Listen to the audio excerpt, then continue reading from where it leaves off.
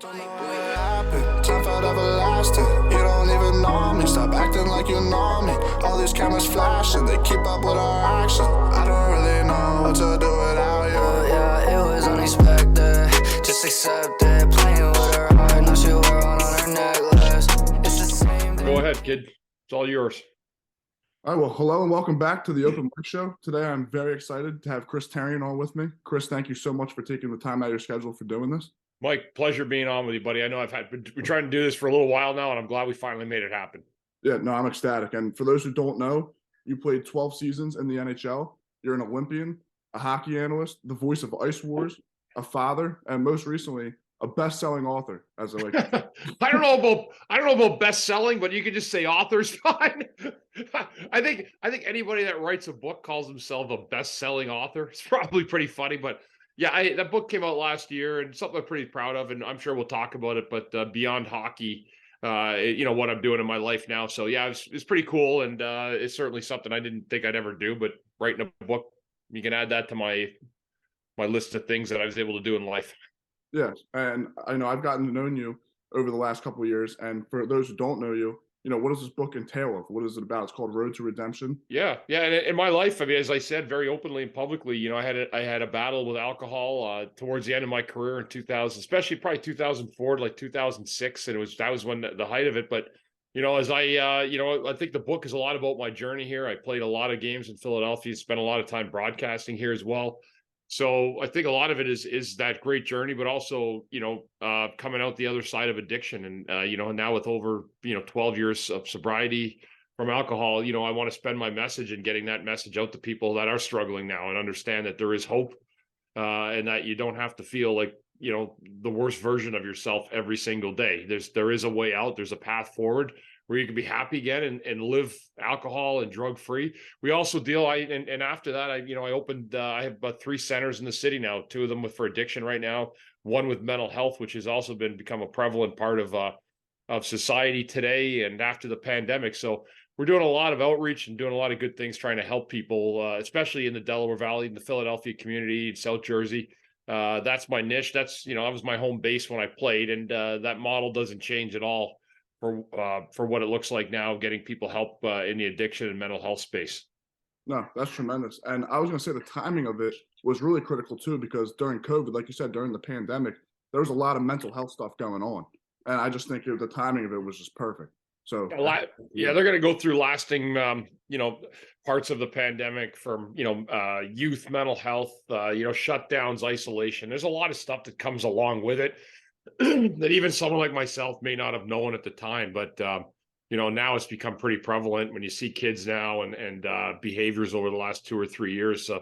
The repercussions of those shutdowns, lockdowns, alienation, kids not being out with their friends. There's a lot of things. And then people as well, having lost jobs, being in your home alone doesn't help people with addiction issues, as you're alienated and isolated in a lot of ways. So yeah, there's a lot of people coming. And I even heard somebody saying the other day, like, repercussions of that are going to will last decades. So, I'm happy that I'm in this space. There's not an area I go or a family that doesn't have somebody that's been afflicted by alcohol, drugs, and now mental health. So it's good work and something that I'm really proud of.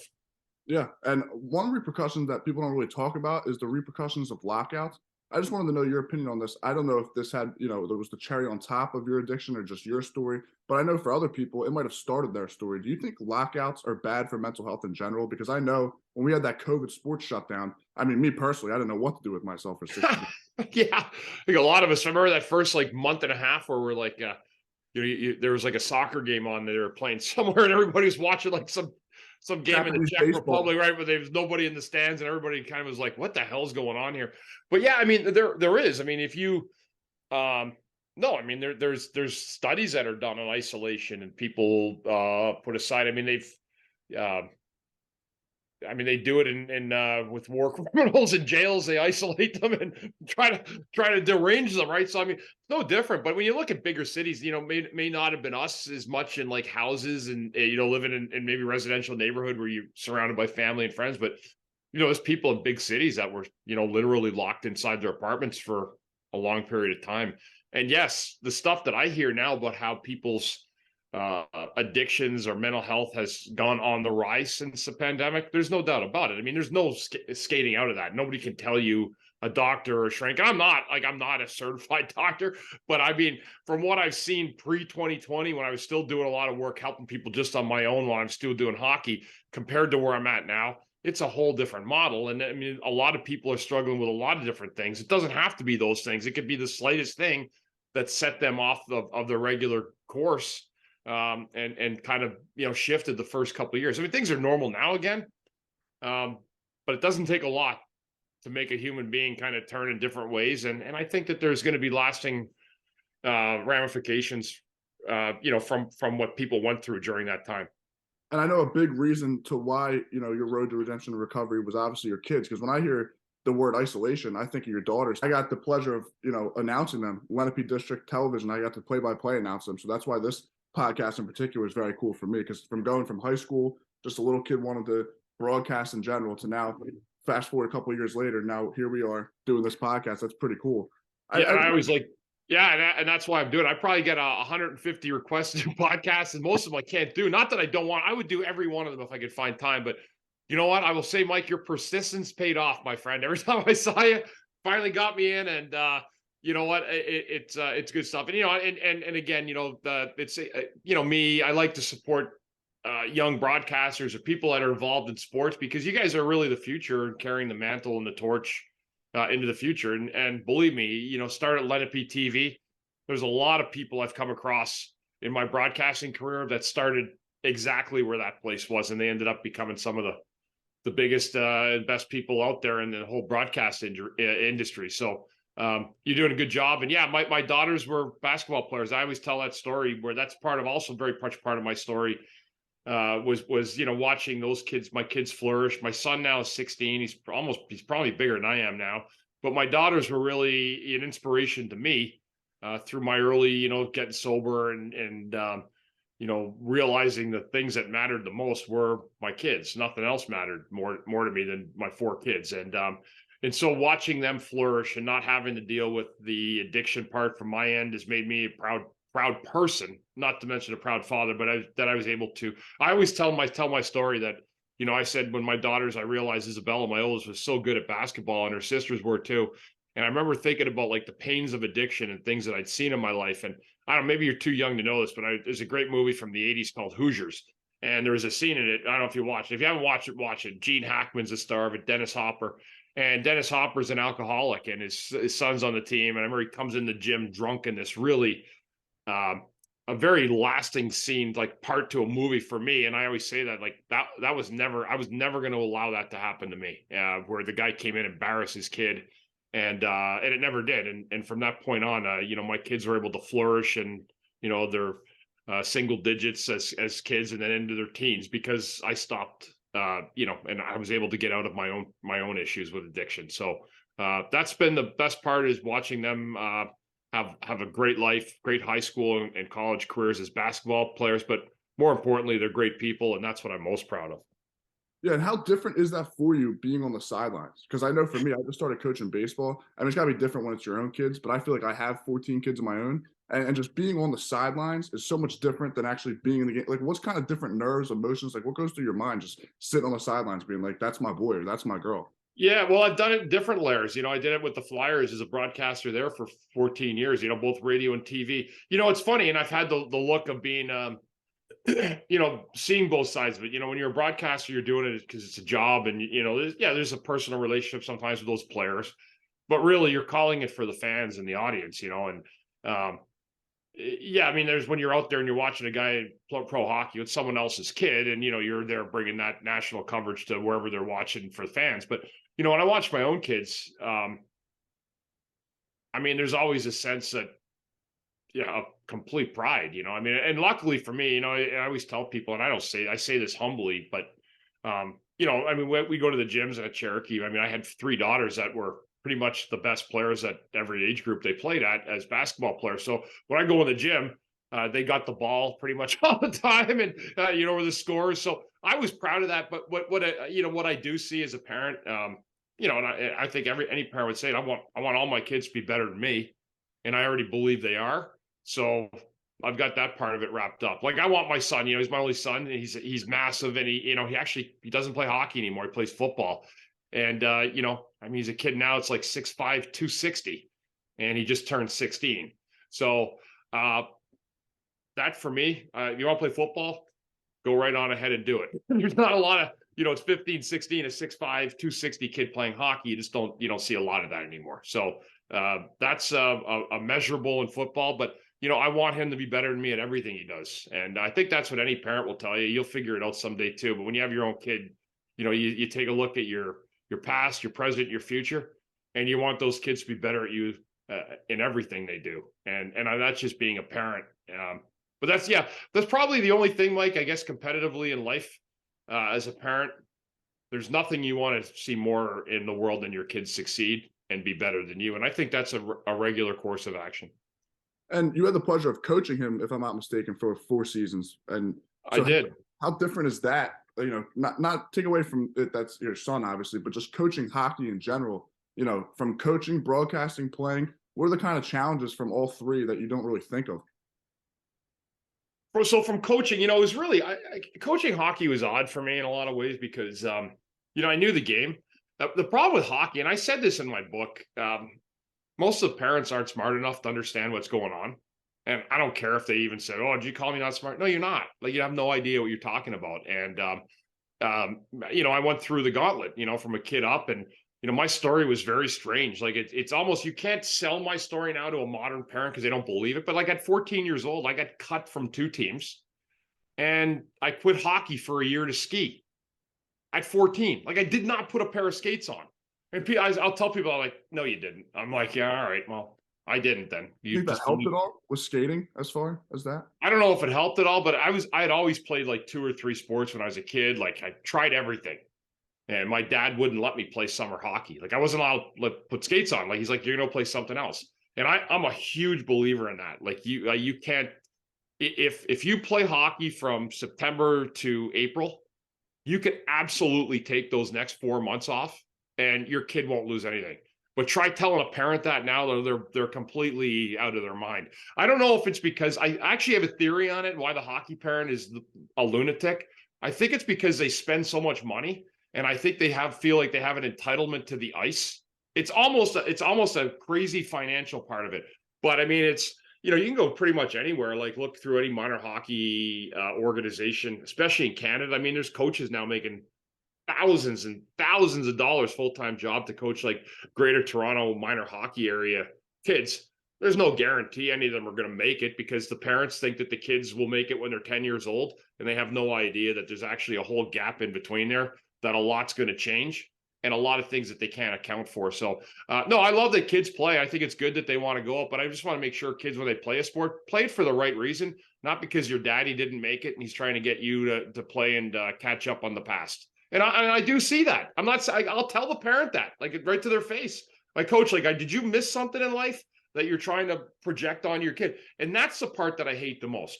Hockey people are different than anything else. You know what, Mike? When I go to football games, it's unbelievable. Like we play Cherokee. I go, the parents are great. Nobody says a nasty word to one another. Everybody cheers for each other's kids. It's an incredible dynamic, really, to see that. And in hockey, I don't know. I don't know if it's just that there's not enough guys playing, and everybody that's playing is feels their kid has an entitlement to make the NHL or to be successful. But that's not really a reality. And I always tell people, know what your kid is, know who your kids are, and make sure he's having fun. He or she is having fun in their sport, and that to me is the most important thing.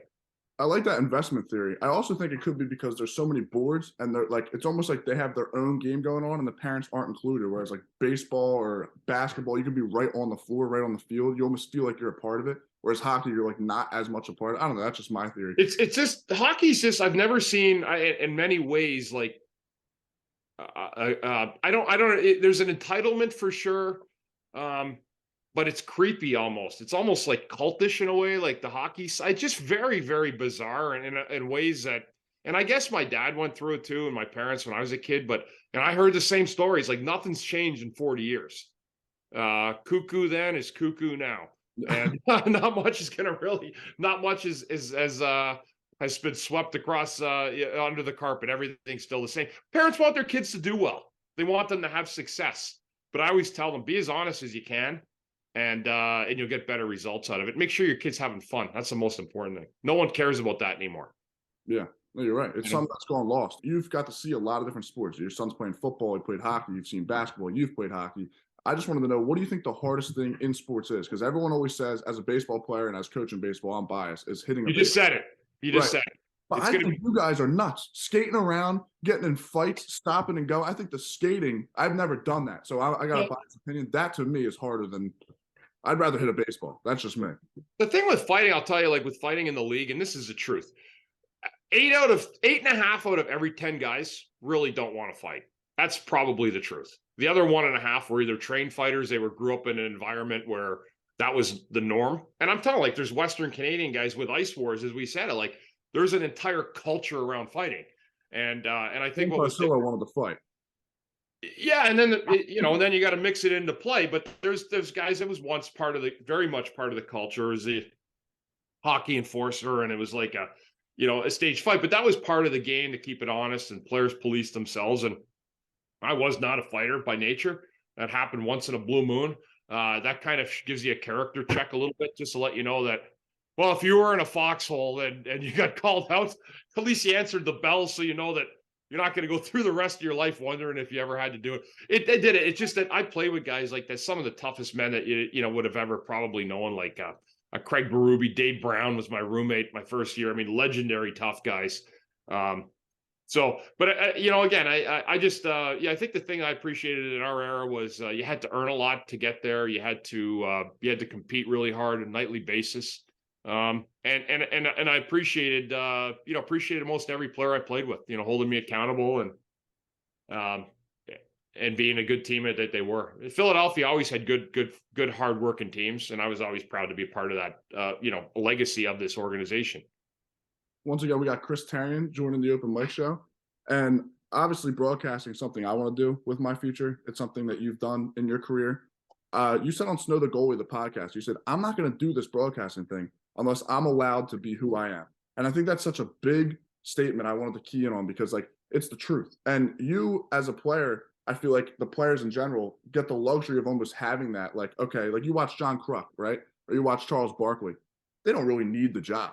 They're just there because, they're given the opportunity and they want to bring their opinions across. Whereas if I were to say some of the things Kruk said, like the other day, it's the 5th inning, and Tom goes, "Hey, John, what do you think about the 3-hole hitter on the Marlins?" And he goes, "Hold on, Tom, I'm eating a hot dog." I mean, if I said that, I'd be canned from the radio. So what kind of tips and pointers do you have for guys like myself, just to even get the foot in the door? Because I'm seeing a lot of former analysts, former players, they're almost taking over the industry. Whereas guys like myself, I mean, you can go to Syracuse, you can go to Harvard, wherever. I'm a former Division III baseball player. How do I get my foot in that door? Just being diligent, I think, Mike. A lot of the part with analysts. So a lot of the analysts, as you say, like a John Kruk or Charles Barkley, a guy like myself, Keith Jones for the Flyers. I guess the only one I don't know a lot about, maybe the 76ers, their home broadcaster. Tate Scott. No, not her. The big basketball. That's it. Yeah, Allah. Yeah. He played though. I mean, he did play, but he got that's an interesting one, because usually you get a really decorated guy that played before. That's what happens. So usually the analyst jobs are taken by the players that want to continue doing it, and the broadcasters' jobs are guys that like went to Syracuse, like Bob Costas, and all those guys. I mean, they've had legendary broadcasters go there, but that's usually how it works. And usually when an analyst player retires, if he wants to get into the broadcasting side of it, they usually will accommodate that. So, but again, there's not, there are analysts that have played baseball or sports at lower levels that do analyze games. I think, like there's, I'm just trying, like the NHL, for example, like Colby Cohen, who I work with at NBC. He doesn't have a whole lot of accolades, like as a player. I know he's part of the Bruins run in 2011 when they won the cup. I don't know if his name's on it, but he does stuff for Chicago.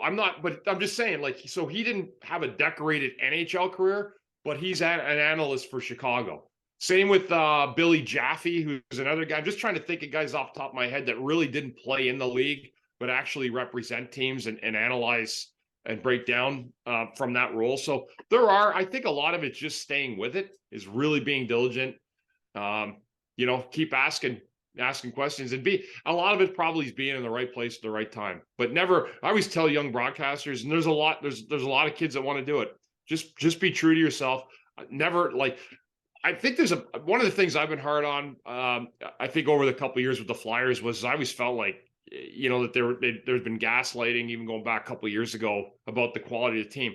If you're an analyst and your team is not great, you can't put smoke all over it all day. You have to be honest with the fans. And I think that's something that in my own life, I'd rather be honest with people about my own addiction and the way I talk about it. Why wouldn't I be honest with the fans about what I'm seeing in a sport that I'm highly qualified and knowledgeable about talking about, and have done so before? So, I've been hard on the team, but I appreciated what went on with the Flyers this year. They got a little bit of their culture back of hard work through torts, but they still have a lot of work to do. And I'm not going to say after 1 year of changing the culture back to what it once was that this team's going to march into next year and they're going to wow everybody. I don't believe that. So I'm not going to go out and try to sell that. And unfortunately, there are people out there that care more about their jobs and keeping their jobs and telling people a bunch of bullshit than actually being honest with them. And then being able to have your own credibility when the team is good again, to say, hey, this is a good thing we got going on here, and we're going to have a chance to win some games and do some special things. And I guess that's my question to you is for a guy like me, is it more important, do you think, to be honest and take that route, or should I just try to keep my job and say what everybody wants to hear? Because I'm a huge Sixers fan. That's my ride or die team. I was so critical of them last year. Everyone's telling me they're winning the championship, this, that, the third. I think this year could possibly be the year, but last year I didn't think they had a shot in the dark. And everyone's ripping me. How could you even call yourself a Sixers fan? You want to do Sixers broadcasting and all you do is knock on the team? I'm just trying to be a realist. So, what's more important, telling the people what they want to hear, or really staying true to yourself? I think that's the tough question that there's really not an answer to. Well, I'm a smart enough basketball NBA analyst to answer that question. I don't think they're going to win again this year, Mike, but you can keep dreaming. I mean, the dream's alive. They certainly have enough rest now for round 2. There's no doubt about it. And Boston showed that they're human, losing a couple games, and Atlanta making it interesting. So it'll come down to Embiid. At the end of the day, all said and done, Maxey can have great 7-8 minutes finishes to the games, but they're not winning anything unless Embiid's 100% and he becomes the warrior that he's supposed to be to carry him. There's a certain dramatic to win. Your best player has to be your best player to win a championship. Almost every single team that's won in the past has their best players been their best players. I think that will be the key to the Sixers this year, because Harden can't win it by himself. No, you think nor will he. Right. You think it's Boston that does it to him, knocks him out? Yeah, I mean, Boston's tough. Miami's tough. I mean, that Butler looks like he's on a mission again. Yes, that guy to me, I'll tell you, as a sportsman, just a pure sports watcher, watching all the series, baseball, I watch sports every night. He's the most dangerous guy in the playoffs right now, from what I'm seeing. He's got that little bit of that Michael Jordan thing that I remember from the 90s, where he's just killing, he's just determined. And he looks like an assassin that wants to win really, really bad. So they're scary, Miami. But Boston's the team that went to the finals last year, had a 2-1 lead, and they lost the last 3 games. So, they've proven to be kind of soft a little bit too in playoffs. And then losing that game to Atlanta at home in Boston, that looked like an easy win a few nights ago, and they finally got it done last night. But, it's sports, and winning is all about timing and luck. Yeah. And that's the truth. And having hockey, it's about getting that one great save, one great play at a great time in a game. Baseball, it's about getting that big hit, right? Basketball, late shots, free throws, and football's probably not much different. It's all about the big play. And it's a shame that we had Jimmy Butler. That's what kills me also. But I guess Miami and New York really doesn't scare me, whoever comes out of that. I think it's this Boston series, whoever wins this Boston series comes out of the East. That's just my opinion, because I agree with you. Embiid should be the best player in the series to win, but he wasn't the best player in that Nets series, and we swept them with ease. And I know the Nets aren't legitimate contenders, but he was so good and so bad at the same time because he's standing at the top of the key, getting tripled every possession. He was only averaging like 18 points a game in that series, but he drew so much attention just being out there that it made our team so much. I mean, Tobias Harris, I'm the biggest Tobias Harris knocker. He had 20 points, I think, every game. And if he was good in the first round. He was very good. We'll see what happens. I mean, listen, it's all catching. It's a lot of those support guys too. It'll be interesting. The Sixers absolutely can win. I just don't know if they're going to. Yeah, You know, so that's my next question for you. I've seen you at the Phillies game in the World Series on Fox. I saw you at the Eagles game, at the Sixers game. Who do you think the next team to win a championship is then, if it's not the Sixers? Well, it's probably. I mean, I guess probably going to be the Eagles or the Phillies again. You know, it all depends. Phillies are, you know, they still look they're up and down too, like you know, like a toilet seat in the first month of the year too. Like they're like this, you know, and they finally are they back to 500? I think they're close, right, or a game under now. But Yeah. I mean, they had a really bad start, but they kind of had like that post World Series hangover. You know, like they caught fire with a bunch of guys that weren't expecting that to happen, and they won 3 series, including the wild card round. And they're like, "Wow, this is unbelievable." That was an unbelievable run. Like I had so much fun at that last year, and that's where Philadelphia and the fans really shine in moments like that. Like it was just incredible to be at that one game with my son, and but yeah, I guess again football, the Eagles draft was good. Looks like it's good anyway, and I guess the Eagles and the Phillies, right? They were there last year and they didn't lose a lot. So I guess on the hinge. But the Sixers, they're in the playoffs now. The Brooklyn is probably they're the worst team in all the playoffs this year for the NBA. They were terrible. And they got there with those guys that they traded late. So it almost like, with Kyrie and Durant, kind of building that equity before they get moved on. And I mean, you dream about playing a team like Brooklyn if you're a good team. That's the kind of first round you want, and to finish them off in 4 was perfect because they need the rest. It gives Embiid a chance to get healthy. But yeah, I mean, I'm a season ticket holder for the Eagles, Mike. I love going down to games on Sundays. It's been another great part of time I've spent with my kids.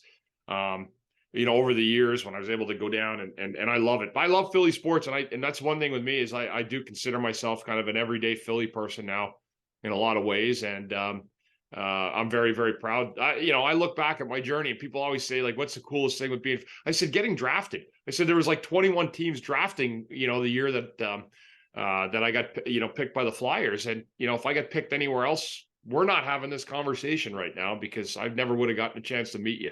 So you talk about like destiny and all the weird things that go on in life. This is probably one of the strangest because that I got picked by Philadelphia and, I got placed here essentially, went and played hockey, and now I've been here, pushing almost 30 years next year. Will have been in the area. And you talk about destiny and fate in life, and this has really been one of the great pieces of fate that have hit me in my life was having Philadelphia become home. I didn't know it. You didn't have a traditional path to getting to Philadelphia or to the National Hockey League in general. So I just wanted to know, like, you're always at the Eagles games, Phillies games, like we said, like saying hi to fans, taking pictures, doing what you can do. Where does that stem from? Because you're always showing love to those who show support to you. I think just probably my upbringing. Like, I think I'm a good, just nice enough guy. Played here a long time. I think that probably in the room, people may not see that, but I'm a straight shooter and, and I love fans. Like, if you got time to go to a sporting event and support the teams in this town, I got your back all day long. Like, I think that's amazing. When I think about somebody actually taking money out of their pocket to go to a sporting venture, I know they're fun, but you still have to make that commitment to do that. And so anybody in this town that cares enough about any of the sports teams, soccer, indoor lacrosse, whatever it is, then you deserve to be saluted because you're the ones that really make the experience of being a Philadelphian involved in sports happen. It's not the players. Players, yes, we take a certain thing on the ice or on the field and we hope to win championships and you guys celebrate and embrace that. But really, Philadelphia is a very, very special sports town that I consider myself lucky to have been played in, to have broadcasted in, but also most importantly, to be a human being in, because I do see the great human side of Philadelphians and what this community means. And it means everything to me, especially now in my recovery.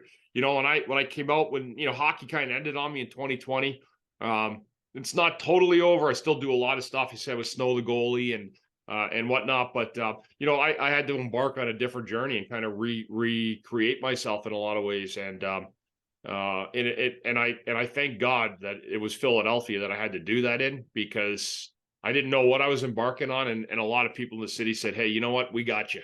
And they didn't lie. You know, I rely on this town, this community, to support what I'm doing, helping people now, and they've stepped up like I thought they would. That's awesome. Yeah, and this community, definitely loves you. They were excited when I told you, the people in my circle that I was doing a podcast. They were so ecstatic. They gave me questions, so I'm going to do rapid fire questions. We officially hit the end of the podcast. We made it. Yeah. But, Awesome, Mike. Yeah, great. Yeah, these are. I haven't looked at these either, so I'm going to let you go. I saw them, and I didn't want to like pre-screen them, so I'm going to let you go with them, brother. All right, cool. Yeah, the people want to know, Chris. Yeah, I hear you, brother. Favorite teammate in the NHL? Well, that's a really tough one. I'll tell you what. I don't want to say one because there's a lot of them. Let me go with Luke Richardson, Craig Berube, John Leclerc. My roommate for 10 years, me and Johnny.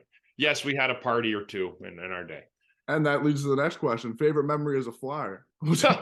Well, you know what? I mean, off the off the ice, I'll leave that one there, but I'll leave that one off. But on the ice, 5 overtime game. I think it'll be in coming up in May will be 23 years this year that we won the 5 overtime game in Pittsburgh. That was certainly one of the most memorable sports games ever played, but to have been a part of it.